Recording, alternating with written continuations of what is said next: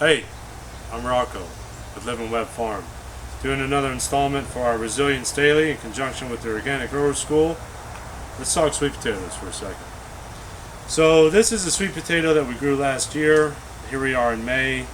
This was harvested in, October-ish, September, October of last year. Made it all through the winter.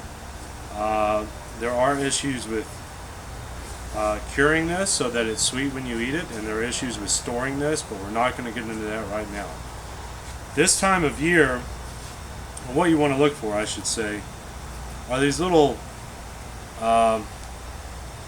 eyes coming up.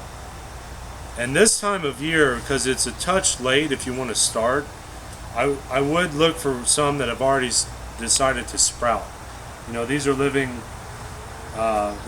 roots, and their job, their goal is to sprout more shoots so that they can continue on the next generation. So they're already wanting to give you starts. This is a table. It's just makeshift. It's not even a table really. It's some pieces of wood. We put some landscape fabric on it, and we played a little bit of a game of Tetris getting these sweet potatoes in here, and then we just covered it with some soil. It took a second for these things to sprout, but they have.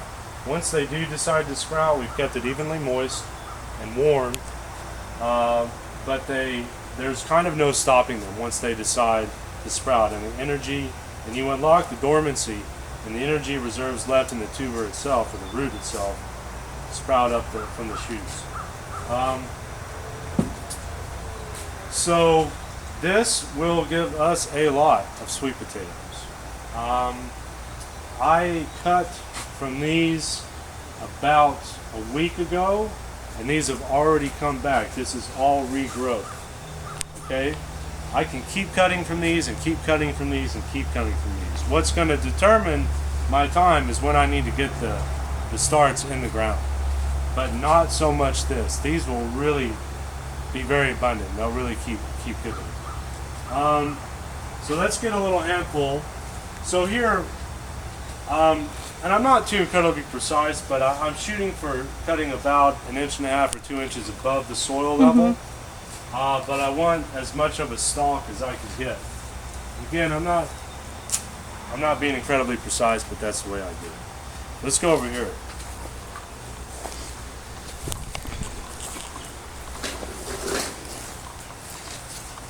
Okay, so here's what we got, is a bunch of these. This one in particular is probably a little shorter, because that's kind of mimicking the top of the plant. This one, for example, was taller. I got more of it. So you see this stalk here is much thicker than this one. So what I'm going for is as much of this stalk in the soil as I can get while maintaining a leaf. I used to use a pair of scissors, but I misplaced them, and then I just had to use my fingers, and it goes really quick, and it's pretty easy. So I'm going to take that, and I'm going to do this and stick it right in there. Leave that leaf exposed. Now, this mix that we're using, we just basically made, and there's some leeway here because all we're really wanting to do is grow roots. If we were starting seeds, it would be important that this would be clean soil, that is soil that doesn't have any seeds in it. If you go out and dig a hole and you get some dirt, it's going to have some seeds in it, right? And if you start seeds for tomatoes or cucumbers or some vegetables that you're trying to grow, you run the risk of germinating those wild seeds. Here it kind of doesn't matter. You do want some decent drainage in here, and you are going to want to put these in the shade. And you want to keep them moist, but eventually they'll root. So here we are again. So I'm going to even, that's not too huge, but I'm going to give them a shot anyway. Give it a shot anyway. This is where it can get a little tricky when you get up to the top and it gets tender, like that one I had before, or whatever I did with it. Anyway, we'll get another one. So this here is a little tender, and that's not a lot. It's not that big, thicker stalk there, but I'm still going to give that one a shot as well. So I think out of that one, we got 3 starts. Here's another one.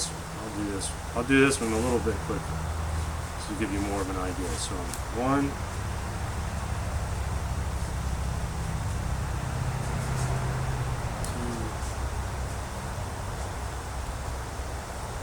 2, 3.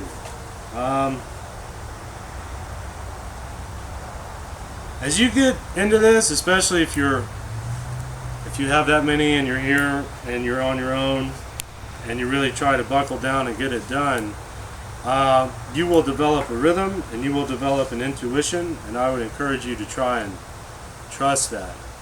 Try not to overthink it too much. Again, I just want this stalk in the soil and I want to keep that leaf going. See, this one's getting a little, I could cut it there like I did the last one and then leave this, but that's a little flimsy, so I'm just gonna do that for this one. Now, so that's a decent example of that. I'll tell you, let me just hang tight, I'll show you another thing. This is what you can do. Say you're approaching your the date that you hope to plant these in the ground, but you still got some coming, or maybe you don't have enough. Here's another thing you can do. You can just simply, instead of cutting it, yank up the whole thing.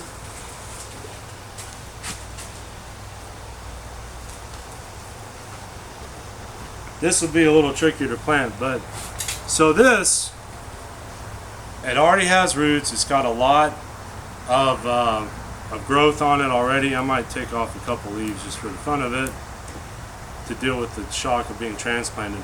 But this is going to grow a lot quicker than these because it already has roots. However, because I ripped it up and I didn't cut it, back at the table, that root itself is going to take longer to sprout up a new one of these. So you got to kind of do that little dance and figure out what you're trying to do and what you're trying to achieve. What we'll do, like I said, is, gee whiz, it's time to get our sweet potatoes in. Well, let's just go yank a bunch up and throw them in the soil because the roots are already going.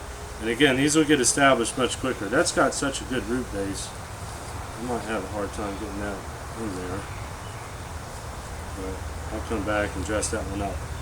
So those are some options that you have for starting sweet potatoes.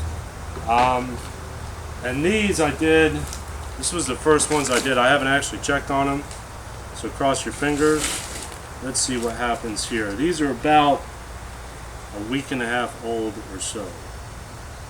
And I don't see any roots on it yet, but considering we cut it off and stuck it in here and it's still this viable green, we know that they're soon to come.